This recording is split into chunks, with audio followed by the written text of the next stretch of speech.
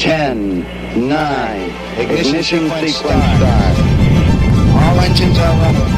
Liftoff, and the clock is starting. Roger, the clock is operating. We're underway. It's one small step for man, one giant leap for mankind. And as we dangle high above the ground, we swing right into Kerbal Cast, episode 24, going off crazier than usual. Madness, as you know, is like gravity. All it needs is a little push. I am your LMP, that's Lunar Module Pilot Biff Aldrin, and our CMP, Command Module Pilot Nostromo. Coming up in today's program, we'll update you on our progress in the game. DK brings us Modder's Mimit, where we learn about RasterPropMonitor. The Modder's Mimit? The Mimit. The Mimit? Yeah, it's like the knockoff Muppet Show. Wasn't he like a famous playwright, David Mimit? Oh, I was thinking like the Mimit Show. The knockoff Muppet Show. And Shea brings us another challenge. Yeah, it's actually, and the Shea challenge this week is not a new challenge. It's an expansion of the old one. It's like whenever we did that contest, and we're like, all right, here's your question. Yeah. And like, nobody got it. Okay, here's some hints to the question. You remember that? It was like a week later. Okay, we made it too hard. Okay, yeah, here's another clue. Decipher these hieroglyphics. If you can decipher the Dead Sea Scrolls. Well, I should toss out a word of warning to everybody. I may, given recent events, I may have to go into hiding soon. And so if this podcast stops abruptly for a while, that's why. Oh, is it because you asked, because you did the $1 million questions for Squad? No. And they're just going to put a hit out on you and just collect your ideas? No. There is a singer who I cannot stand. Okay. I mean, we're talking, this is like passionate dislike. Won't even say her name. I'll just do initials. Okay. TS. Okay. Okay, sure. New album is out. A couple of weeks ago, the first single off that new album came out. Yeah. I can't get away from this song. I was in Target the other day, and the song was playing. Ever since the song came out, and I was exposed to it, and that's the only word I'm going to come up with. Exposed, like a virus, like a disease. This song has been stuck in my head. It has been playing on a 24-hour loop. In your head. And now the whole album is out. And if this keeps up, I mean, it's to the point where I can't go out in You're public. You're going to get in a bunker? Yes. See, it's so weird. I realized I live in this crazy bubble or something because, like, the only way that I found out about, like, Justin Bieber was all the people that were talking about how much they can't stand him. Right. The only way that I knew who Taylor Swift was you said it! You said the name! Was all the people who talk about how they can't stand it. Otherwise, I would have never heard these people. And it turns out I'd heard one or two of their songs, but I was like, oh, that's just pop stuff. I don't listen to that. And so I never heard any of it. Like, I never actually knew what any of it was. If it weren't for the people that hated him so much, I don't think they'd be around. So you're saying I'm helping. Thanks a lot. Thank you. If you speak its name, you make it exist. So. And if you say it 3 times, it appears. Yeah. Like Beetlejuice. Ah, boy. You look in the mirror, turn around a few times. And honestly, I mean, I will say, from what I understand, she sounds like a nice person. She does a lot of charity work, and she donates, and she does all this stuff. But the music is, I mean, to me, it is the equivalent of a power drill in my forehead. Okay? I mean, when all I have to do is hear one song one time, and it gets stuck. and what I can't understand is how popular this stuff is. I think that's why. Yeah. It's like whenever it's like whenever that picture's crooked on the far end of the room, you're like, I just got to fix it. You can't just sit there. You have to go over and you have to like fix it. Have I ever told you my theory of what a truly horrible song is? No. Okay. Bad songs are everywhere. Yeah. Okay. Justin Bieber could knock out 3 or 4 bad songs before he even had breakfast. Yeah. Okay. For a song to be truly horrible, there has to be a moment where you think to yourself, this song could not possibly get any worse. And it does.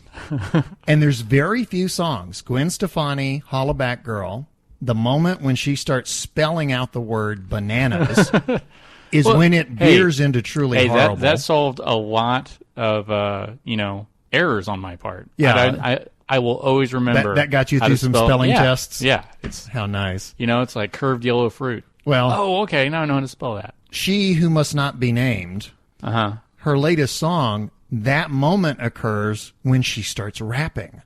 The moment at which I think to myself, this song could not possibly get any worse. She starts rapping about her ex-man or my ex-man Okay, this or is where I'm something. just real horrible about this. So she normally sang country, right? Yeah, but she's, you're supposed to dance with the one that brung you. Well, she kicked the one that brung you out the door and said, I'm going with this pop dude over here. Oh.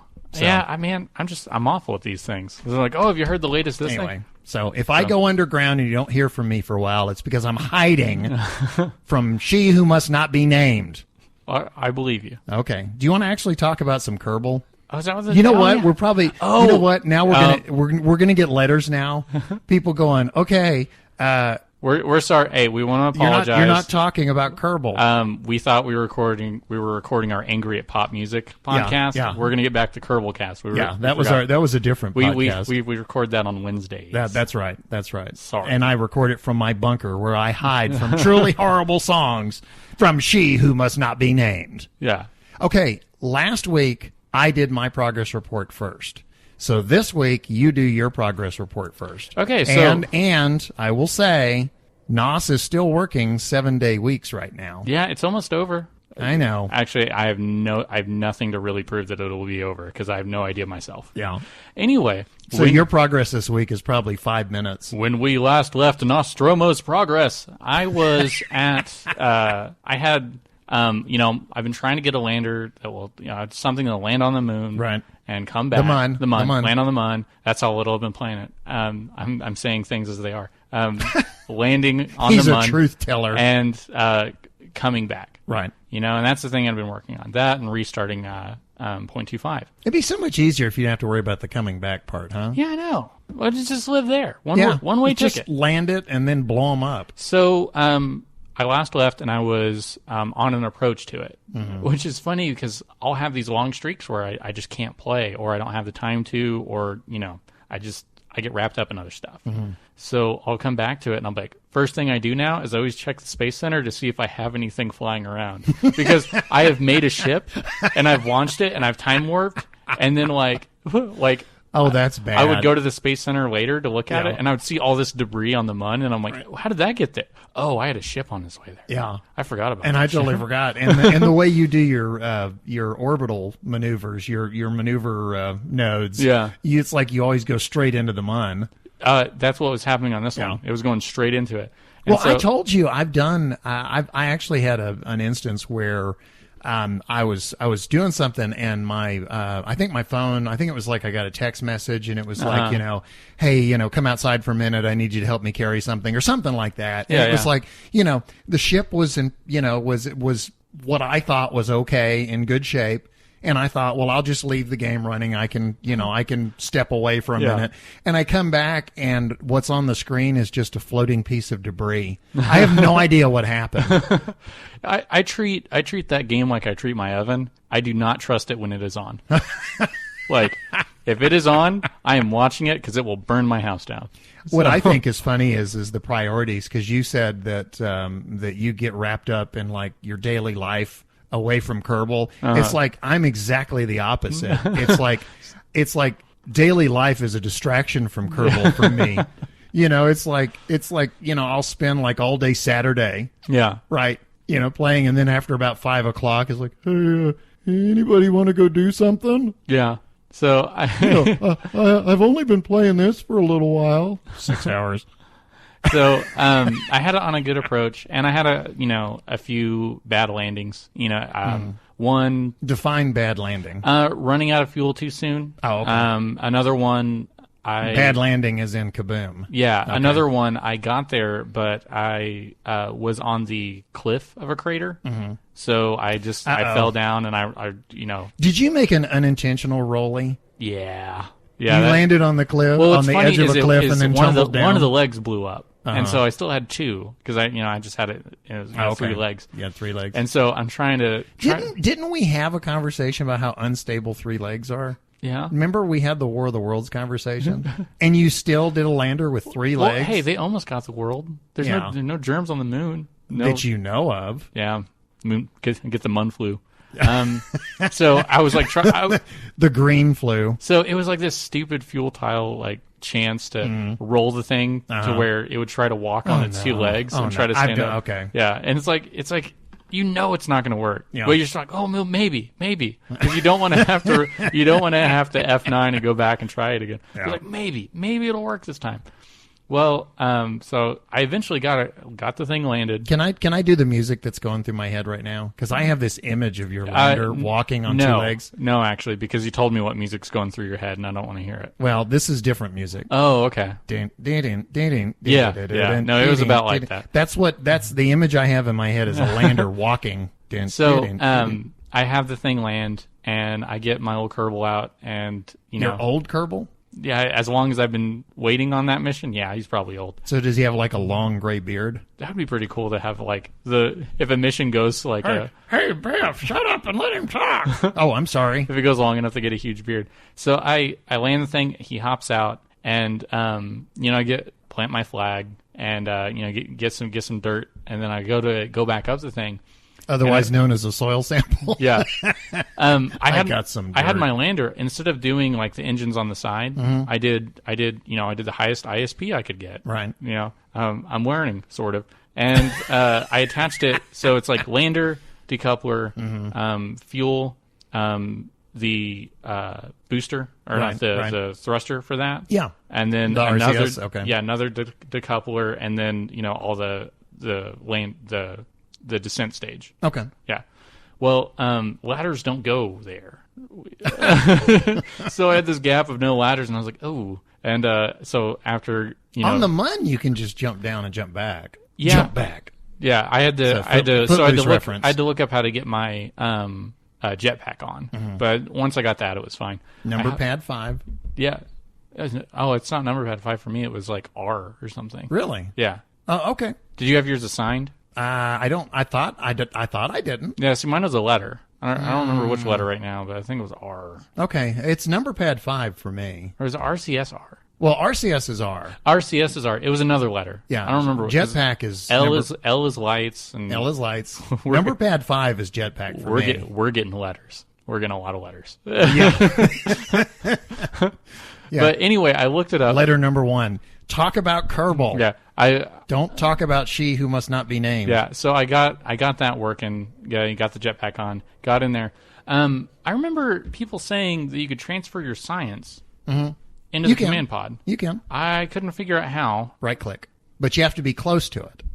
Are you talking about like your Science Junior? Yeah. Or your so your like goo? let's say I got a goo and I want to transfer the science. You got a goo. And I want to transfer it to the lander. Hey, when you can. got a goo, you got a goo.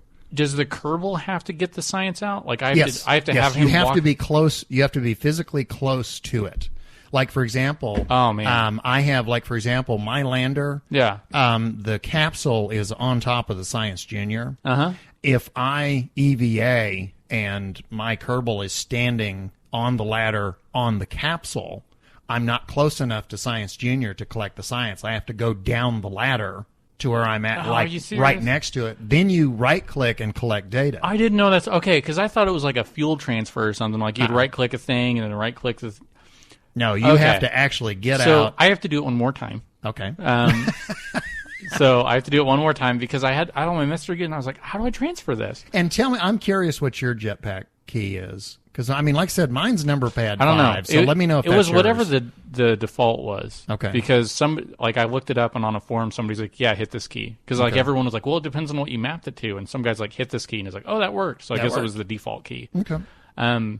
So yeah, I thought that was default, but I mean, I may have mapped that, last year and have forgotten. So okay, that's how you transfer the science. Because I didn't get how to transfer it because everyone's like, oh yeah, just transfer your science, transfer. So you have to get them close to it and then right click. Yeah, it's that right click thing we're talking about, like a new person. And if they were playing the game in a vacuum, there's so much stuff they wouldn't know about because every time something is slightly different, the right click could change. Yeah, so it's like, well, I stumbled across man. Do you know that if you put your mouse pointer when you're in the KS, when you're in the center view, like when you're in the view where you're looking at the Kerbal Space Center. Yeah. Okay, before you've selected a building like Yeah. the VAB or the launch pad or whatever. Uh-huh.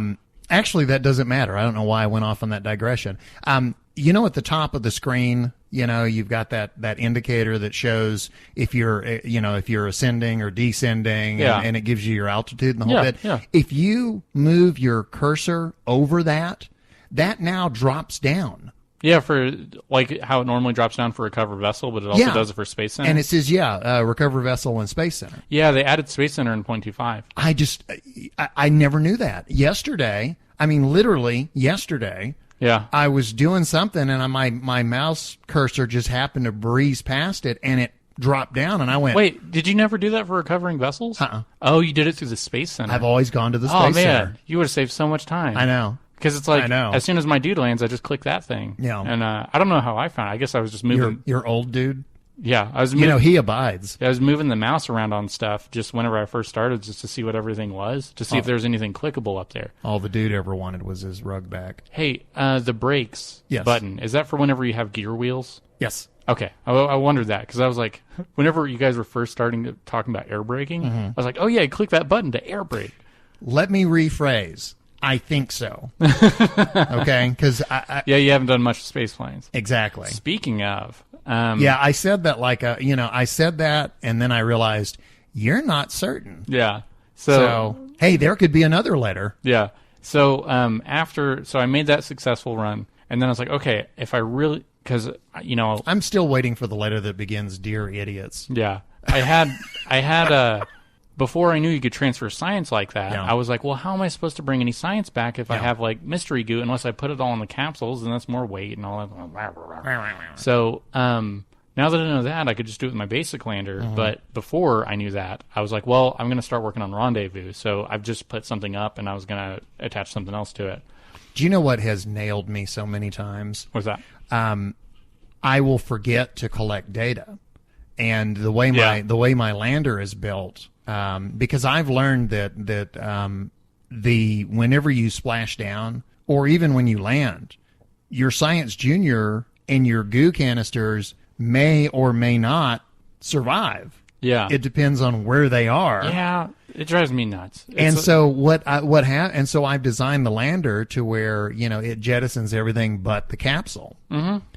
But there have been, and I've done this. I've gone to I've gone all the way to Duna and collected Science Junior science, and then come all the way back and forgot to collect the data before I splashed down. Yeah. And then I go to collect my science, and it's like, hey. And that's when Oh, you yeah. goofball. Yeah, but, my lander made it back. Mm-hmm. So I was able to make it back and land. And Was this the two-legged lander? No.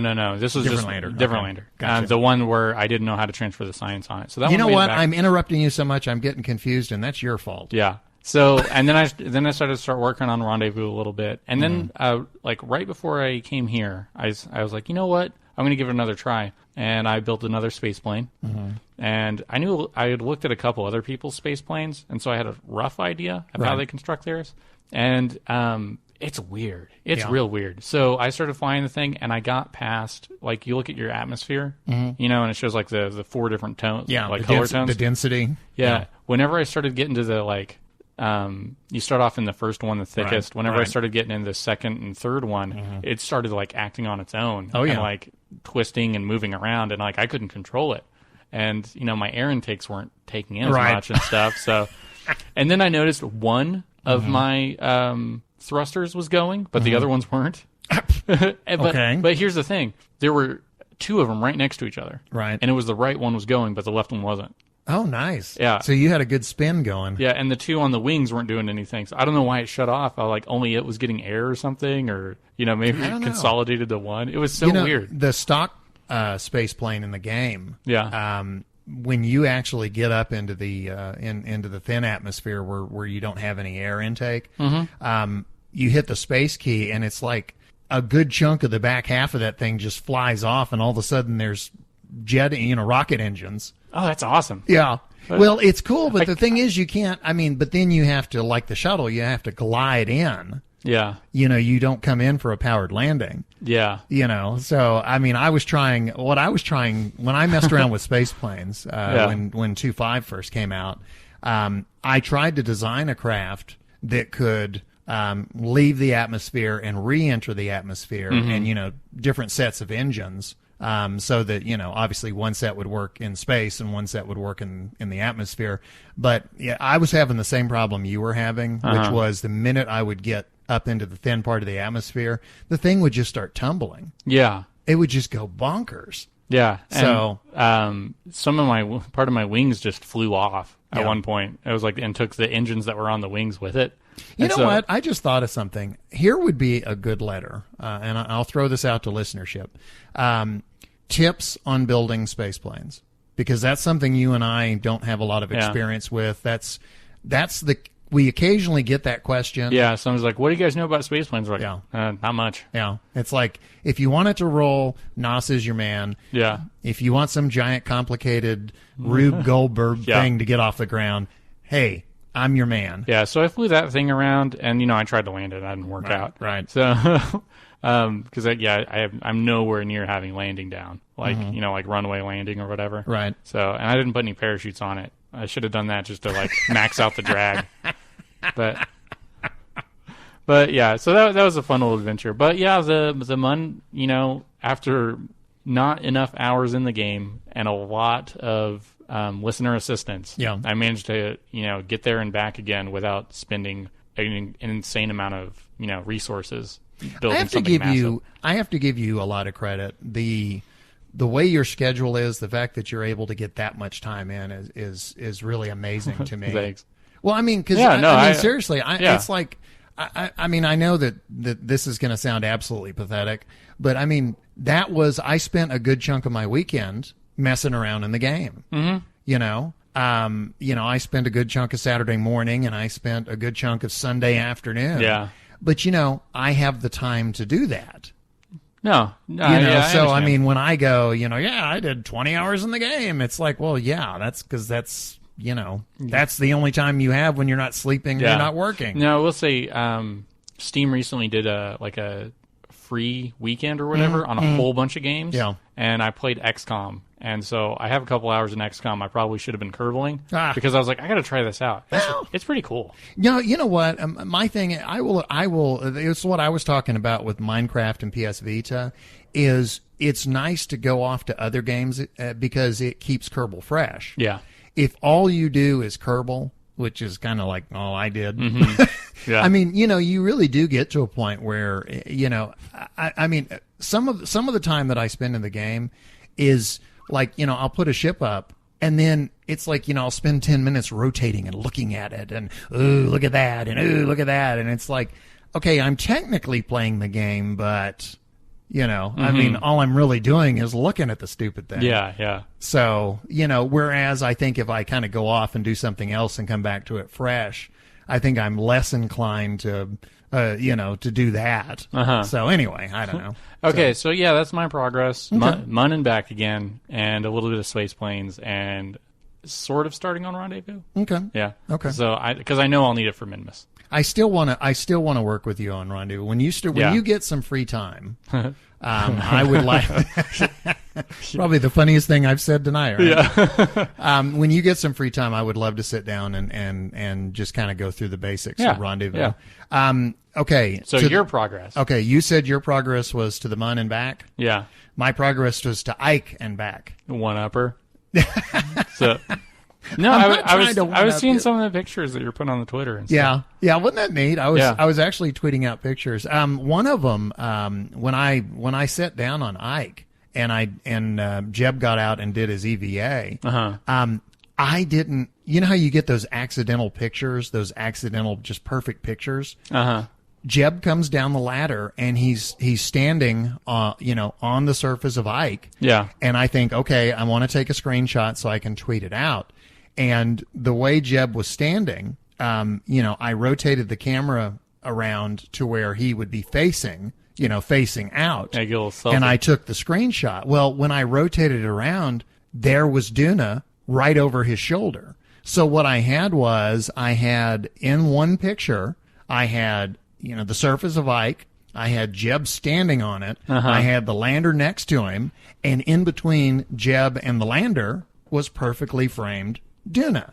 And I was like, so it's like almost like the picture was supposed to be of Duna. You know, like it almost looks like he was taking, hey, look, a picture of Duna while I'm on Ike, while I'm, it was completely unplanned. Yeah. It was one of those pictures that I didn't, until I swung my viewpoint around, I didn't even realize Duna was visible. Yeah. And for it to be in that location, to be just perfectly centered between, Jeb was, if you're looking at the picture, Jeb is to the left of the picture and the lander is to the right, and Duna is like center top or high center, I guess. Uh-huh. But it was one of those just, wow, I didn't realize that I had that picture. So I took it, and when I tweeted it out, I wrote, what a picture. Cause I was surprised. Yeah. But yeah, I had, the week before I had gone to Duna and back. And this time I thought, okay, I'm gonna go and do a round trip to Ike. I've gotten really good at interplanetary transfer. Sometimes I can get it. Thanks, Dark Mushroom. Sometimes I can set up a maneuver node in Kerbal orbit that will put me exactly where I want to be. Uh-huh. And then sometimes I can set up a maneuver node that basically gets me to the system that I'm trying to get to.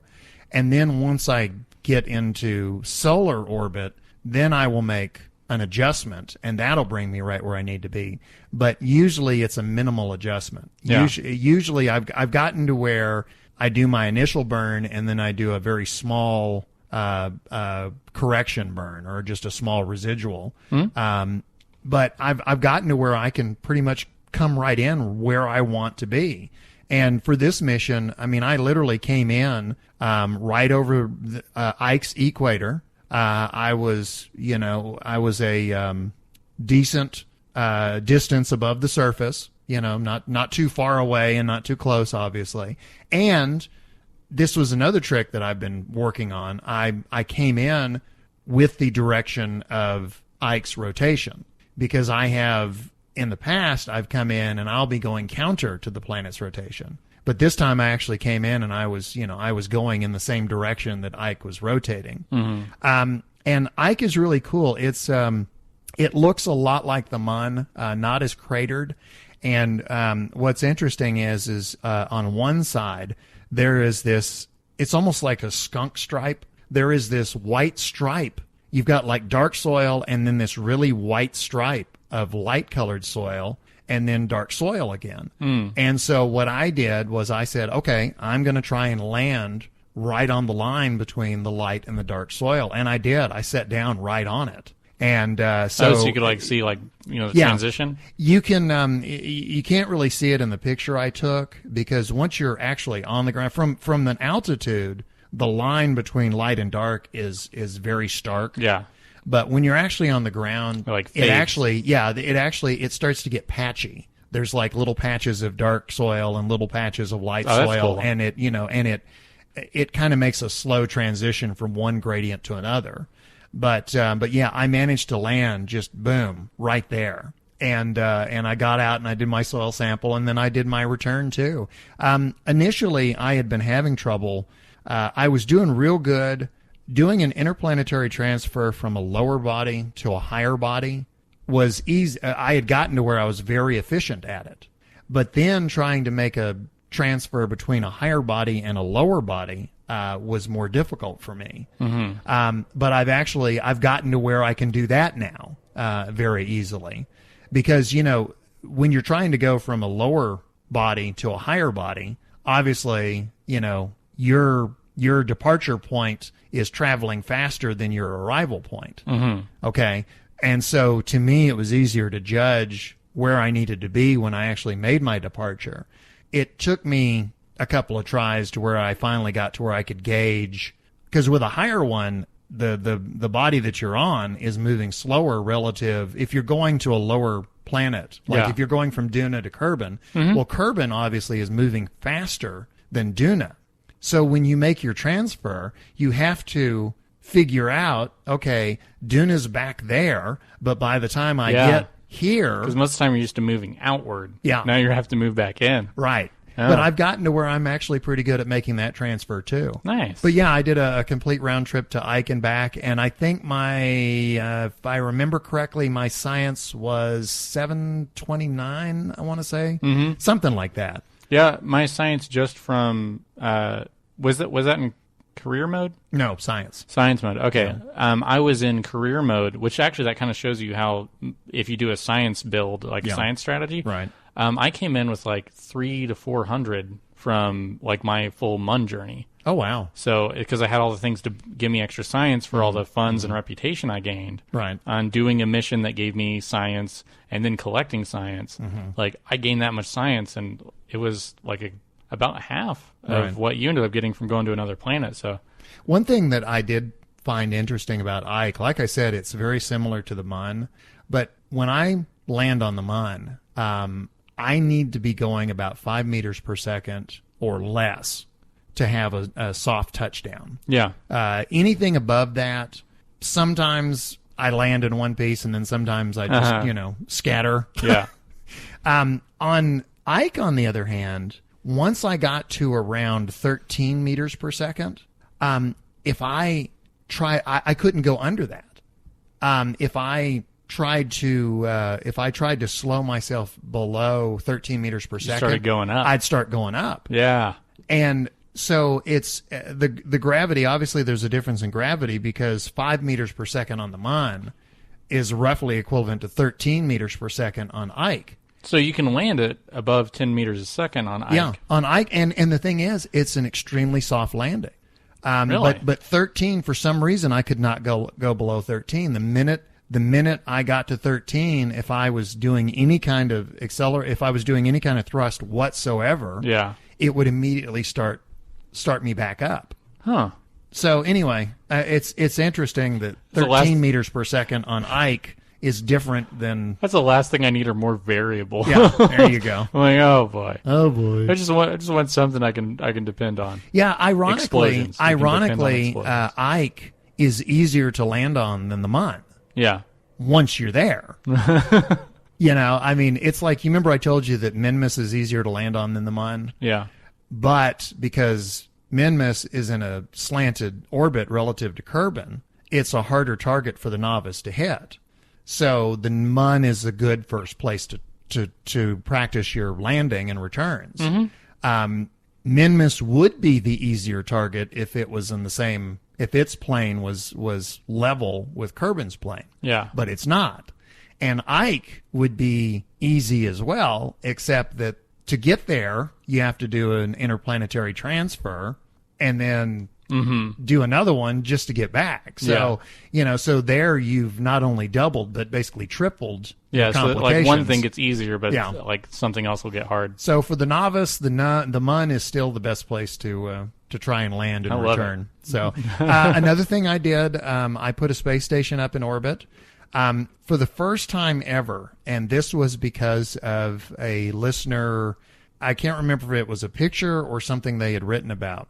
For the first time ever, I have a space station with escape pods. Oh yeah, Because do you remember the Shea Challenge had that? Is that what it was? Yeah, but one of our listeners built one and he put the escape pods on there and stuff, and he tweeted it to us. So you probably saw that and reminded you of it. Yeah, because I had built this thing, and my idea was it's the science processing station that requires 2 Kerbals to be functional.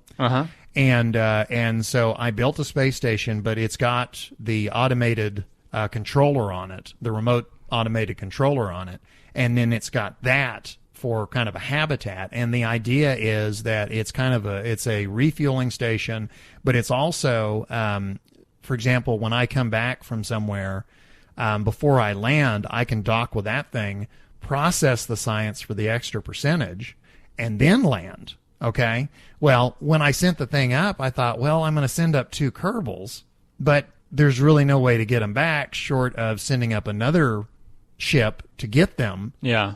And it has to be a ship that has enough room for them to get into and then come back, right? Mm-hmm. And that's when I went, escape pods. I had totally forgotten about that. But yeah, the thing it's this space station, and it's got 2 little escape pods.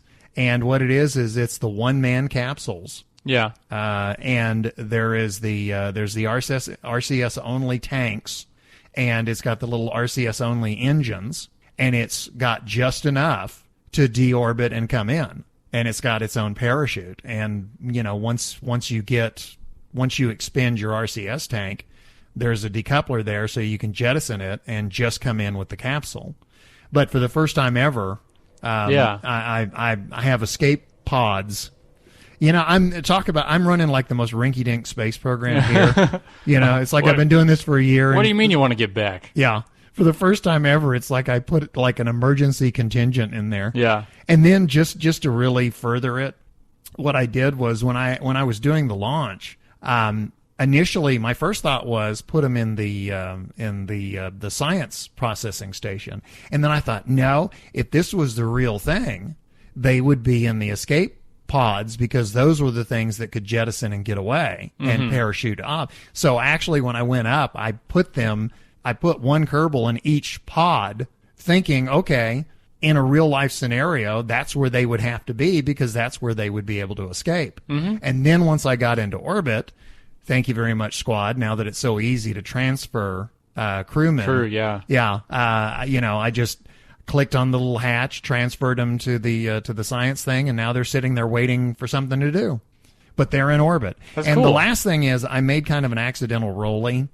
When I put this thing up in orbit, the space station, I told you it kind of doubles as a space station and a refueling station. Well, by the time I got it up there, a couple of the tanks were dry. Most of them were full, but a couple were dry, and I needed to refuel them. So I built basically a long tanker, and I sent it up. Well, the thing was so long that trying to get it to maneuver was very difficult, because trying to get it to, move left or right or change inclination or whatever. I mean, everything that I did, it was this very slow. Yeah, it was ponderous. Yeah, it was just it was trying to dock like that was just impossible. The other thing I kept doing too was, it's like I'd be trying to swing it around so I could retro burn.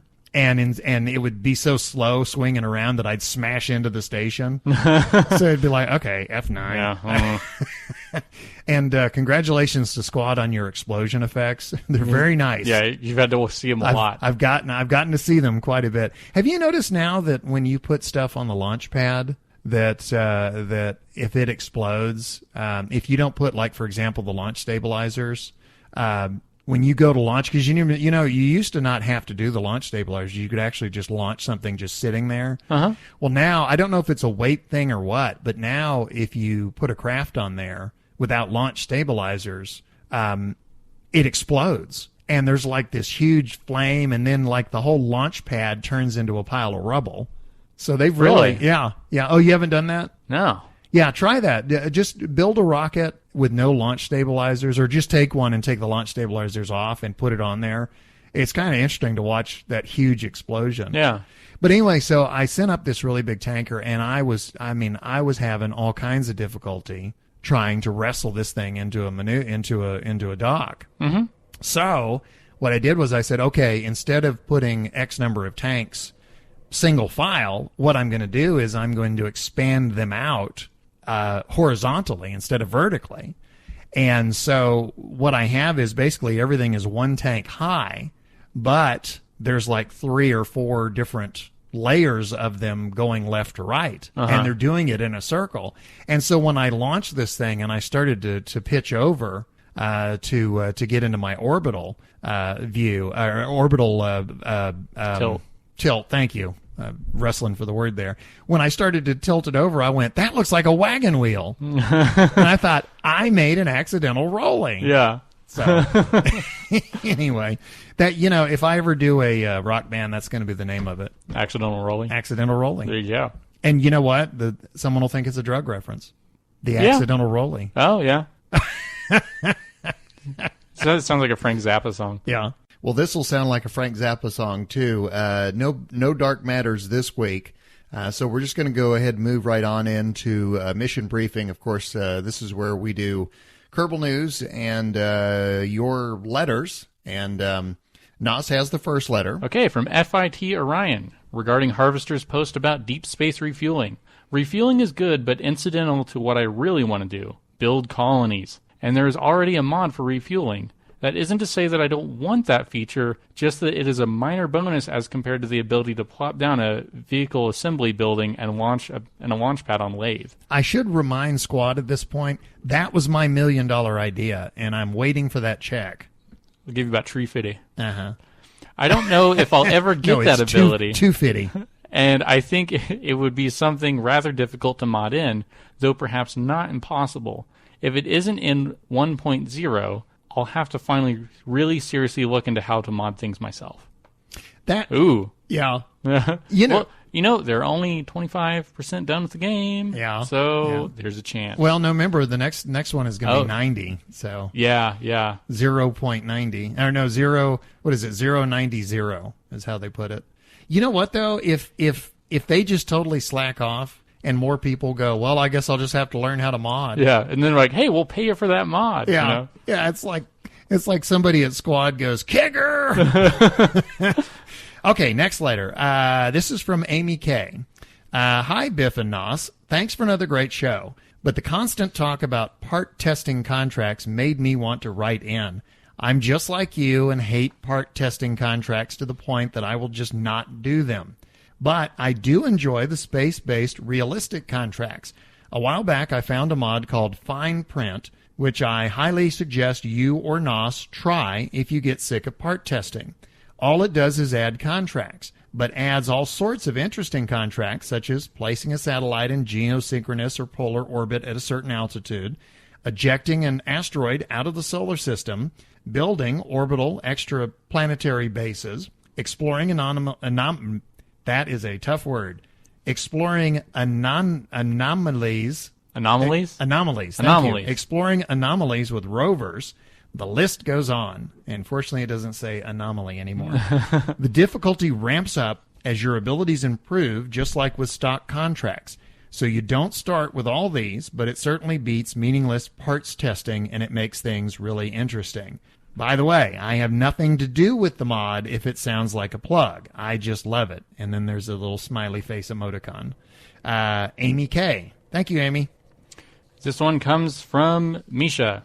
Hey, Biff. First of all, thanks for replying and, by the sound of things, reading through my entire email. Cheers, Misha. No, I'm kidding. I'll read the rest of it. Anyway, just wanted I didn't expect you to do that. Anyway, just wanted to send a quick note as I just finished listening to number 22. Specifically, your comments about the Soviet space program and how you hadn't realized how much it had accomplished. Right. This makes the BBC episodes that I told you guys about surprisingly topical. I only sent it as just I'd watched the show and I thought it was kind of interesting. Mm-hmm.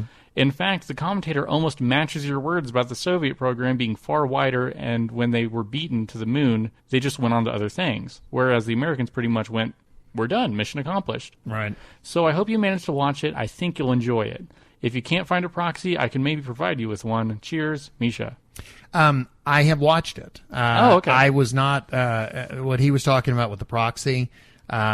I tried to watch it on because he provided a BBC link. Yeah. And when I clicked on it, it went, sorry, you're a horrible, evil Yank and you can't watch it. Yeah. You're not British. Be gone with thee.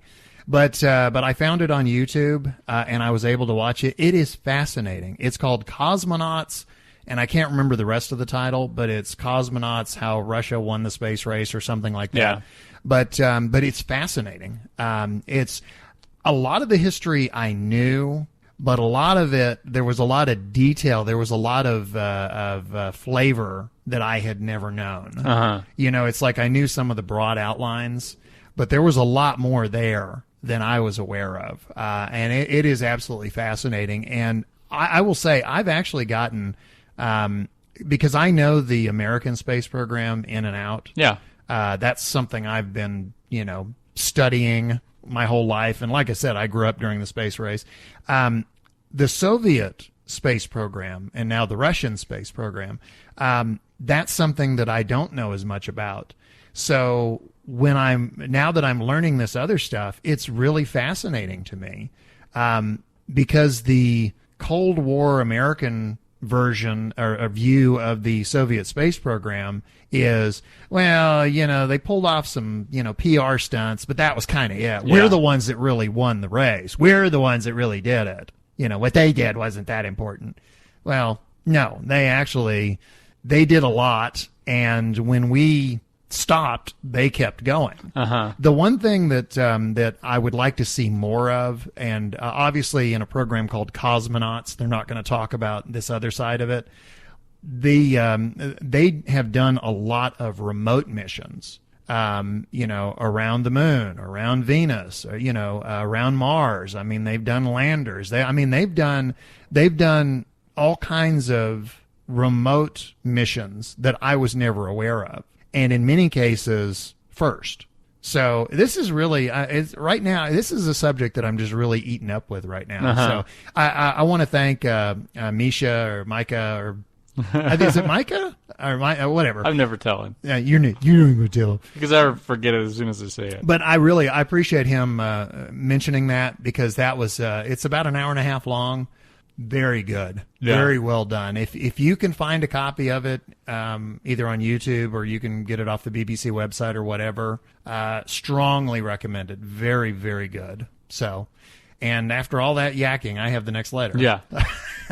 It's the Biff Show. Okay, this comes from North Star. Greetings, Kerbalcast team. A great program as always. I just wanted to write in to answer the question raised during the last episode about asteroid science. Remember the question I had, because I said that the science I got on the asteroid wasn't any different than science I got elsewhere. Yeah. And I was curious if, because I was not attached to the asteroid with a grabber, if that made a difference. I've gotten some responses, and this is one of them. Asteroids have no sphere of influence and cannot be landed on, as you are already aware, because when I touch down, I immediately float off. They also yield no additional science simply by latching onto them with a launch clamp. Rather, the main way to obtain large science yields from them is to move them between different spheres of influence. It's like the most basic motorhome you've ever come up with. You drag this thing around. As you've probably noted, he didn't write that, by the way, although he probably wishes he did. North Star saying, why didn't I think about the trailer analogy? As you probably noticed with your sample from the asteroid on EVA, the sample is listed in a particular environment, i.e. asteroid sample from high above the sun or asteroid sample from high above Kerbin. Now, if you move an asteroid between different situations, you can gain multiple such different samples from an asteroid, each worth a certain amount of science. For instance, if you redirect an asteroid in solar orbit to pass through Kerbin's atmosphere by grappling onto it with the claw, then thrusting it in the necessary directions for orbital maneuvers, you can capture the asteroid in orbit around Kerbin and gain science from near and high above Kerbin from the initial elliptical orbit. If you leave the asteroid in its unstable orbit, it can eventually be slowed down enough to land it on Kerbin with enough passes through the atmosphere. Yeah, it turns out that when you bring the asteroid down, it doesn't create like this huge crater and wipe out all life on the planet. Oh, okay. Does it bounce?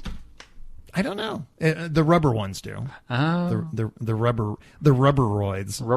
Rubberoids. That's a mod I want. I want the certain death mod. Death from above. They mod. have the soccer balls. Yeah. Yeah. Yeah, but see, the soccer balls wouldn't wipe out all life on the planet. It would just, what it would do, it would make all life on the planet play. Yeah. No, I want like something where you can bring an asteroid in, and an Aerosmith song plays, and Bruce Willis dies. Do you really want that? No. Okay. Because I like Bruce Willis. Okay, so I really like Bruce Willis. Also, there's more to this letter. Oh, there's more? Yes. Okay, sorry. Keep going. I just keep going off on my digressions. Although I never personally have tried bringing an asteroid to Kerbin's surface, I have seen many stories and screenshots of people who have succeeded in doing so. Landing an asteroid works like landing any other craft. And if you bring it down too hard, it can explode in a massive fireball. Sorry, no craters yet.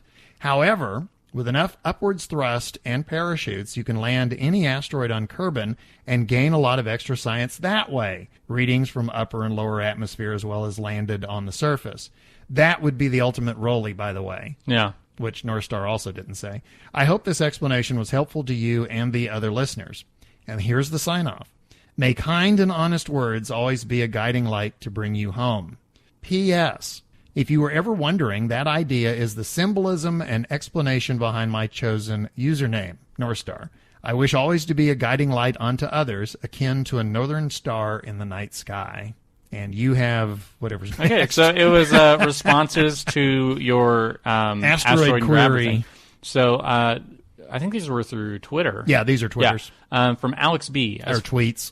As far as I know, the claw doesn't make a difference to asteroid science, but you can get different samples from the same asteroid in different situations, like around Kerbin or inside the sun. Yeah, inside the sun. Oh, instead of the sun. Instead. Yeah, that one would be a little tough. You know, although technically that would be a different biome. Yeah, we figured out it's science from inside the sun. Apparently, if you latch onto an asteroid and just drag it around to different places, you can keep getting science over and over from the same asteroid because you just keep changing its location. Yeah. So we got one other. You want to read that one? Yeah, from JL Martin 621. EVA near the asteroid to get science. Do this for each biome situation that you move the asteroid to. High over the moon, etc. And also, this has nothing to do with the asteroid, but this is another tweet, and this comes from Mittenpo, and he did a mission to Ike and Duna, and I wanted to kind of publicly pat him on the back. Quote, 1,300 science transmitted. Need gravity assist for way home ASAP. Well, guess what? Yeah. Dark mushroom, dark matters. Delivered. They have delivered even before you asked. Yeah. Because we did another one of those where we answered before we asked. Yeah. Okay, moving on. What do we have next? Outside of Kerbal, the new game Civ Beyond Earth released last week. A few of our listeners told us what they thought of it.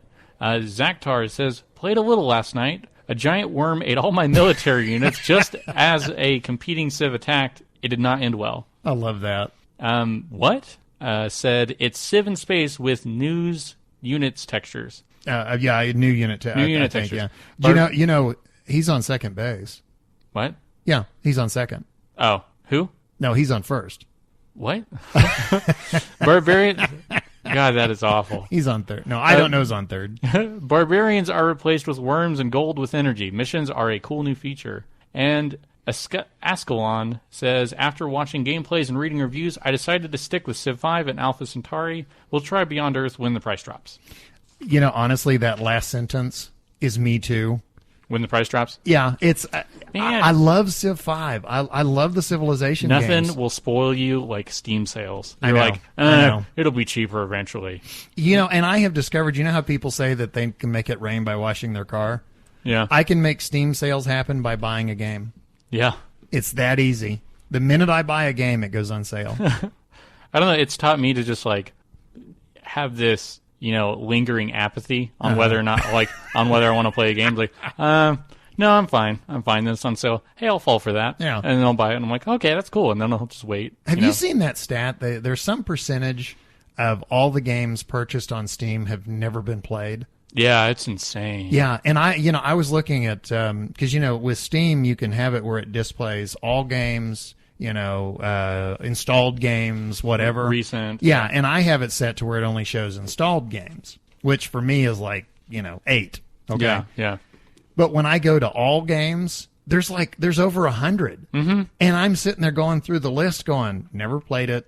It's like I've got, honestly, I would say probably 50 to 60% of the games I have either never been played or played briefly. See, what I wish I could do, I wish I could permanently delete games from my Steam profile. Because there's some that, I only bought them because it was cheaper to buy it with a 5-pack of, 4 other games I don't want. And what I started doing is you can put your favorites. I started favoriting all the ones I've beaten. And so if I've beaten it, or if I consider myself like I've played it enough that I consider it beaten, like a multiplayer game, and I'm like, okay, that was fun. I don't think I'm ever going to play it again. I'll move it to favorites. So then I see all the games I haven't touched yet, and I start going through those. But you know what I wish I could do under Steam is consolidate profiles, because I had an older profile. You can't. You can? You can't transfer games. You do the family thing. Oh, okay. Have you seen that? No. Yeah, you can get people added to like it's kind of like a family plan for a cell phone or something.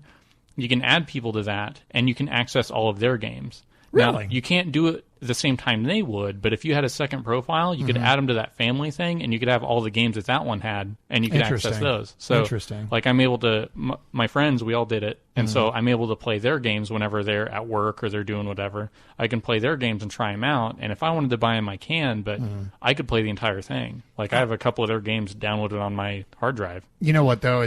What's funny is it's a moot point, because the one game I had on the old profile was Half-Life 2. Oh. And the orange box went on sale. Oh, yeah. And so I bought it on my other profile. You could honestly, like, throw out your email address and say, like, hey, I need orange box. And you have so many people with extra copies that would just shower you with them. There you like, go. Oh, how many Portal 2s you want? I got, like, 8. Well, let's move on. It is time now for DK. And this week's Modder's Minute. This week we're covering a mod that's like no other. RasterPropMonitor is a fascinating mod which makes all of those buttons and screens in IVA live. In the stock game, IVA isn't much more than just an interesting cosmetic view. RasterPropMonitor makes all of those blank screens in IVA view have information that you can toggle through, and now suddenly you have a much more immersive feel to the gameplay.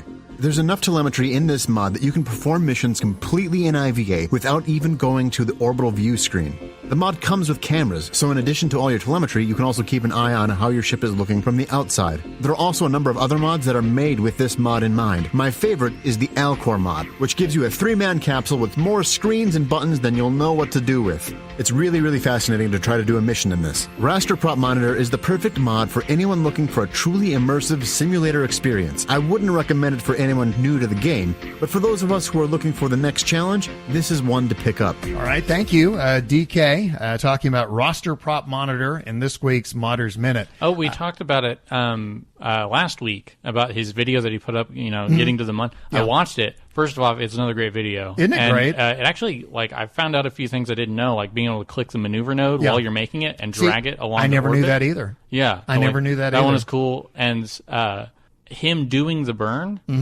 and then, F9ing back and doing the burn again more efficiently. Yeah. I've never I only go back. It's like, stuff I never knew. I screwed up. I'll go back. Instead of I did that, I want to do it more efficiently, and so he does it again. And I was like, oh yeah, I never thought to use F5, F9. Did you remember I said there was at least 2 good laugh out loud moments? Yeah. The bit where he talks about make sure that you're not flying too low over the mun, and then he cuts to video of the things plowing right into the side of a mountain. Yeah, yeah. I mean, I just howled when I saw that.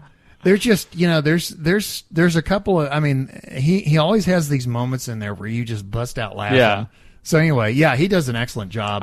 Watching, that was the second video that he did. Yeah. Watching it, I was like, I hope he really does the F5 for safety. And he did. And he did. I was like, oh yeah, he did it.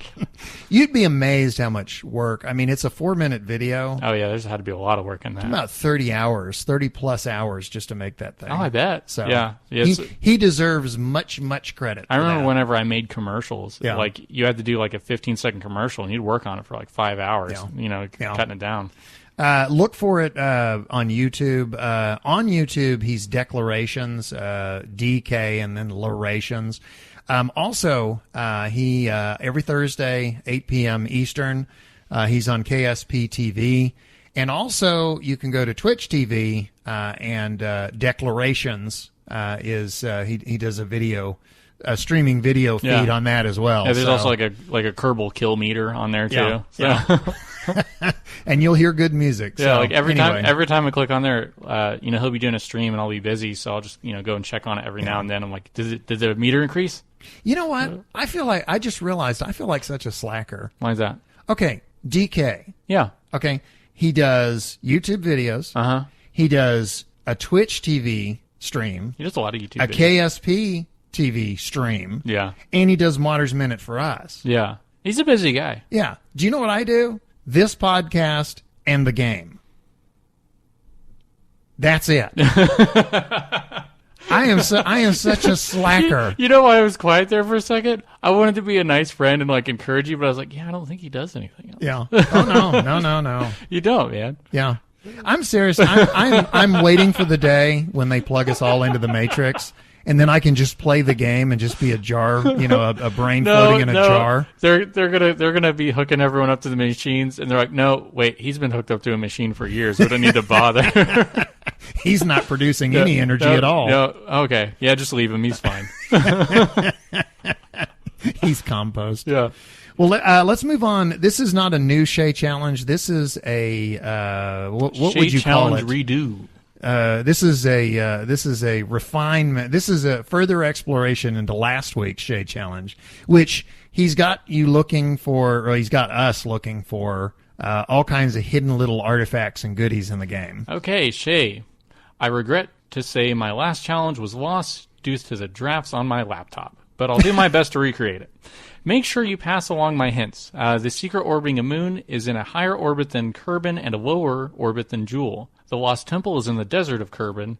The other space center, not the one off the coast, is south of the river and north of the temple.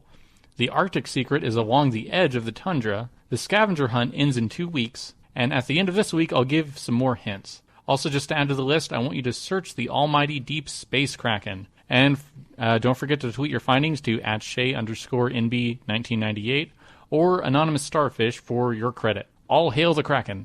You're not going to read the last part? I read the whole thing. Oh, okay. See, my copy has more. Oh. Mine says, we found an Easter egg in the Shea challenge itself. This is the most meta thing ever. And he says, and the kingdom of the crystal skull sucks. Oh. So. Wait, show me your paper. Is it actually on there? No. Oh, I made that up. I want those 2 hours back. You know, if you spend more than 2 hours talking about it, then you're the victim. Yeah. That you made yourself. Kind of like She Who Must Not Be Named. Yeah. Okay, well, that wraps it up for today's... hey, guess what? I just did a my kit. I did this week's my kit. That wraps it up for this week's edition of Kerbal Cast. This is episode 24, going off crazier than usual. As always, we would like to thank our listeners. Obviously, you make this all possible.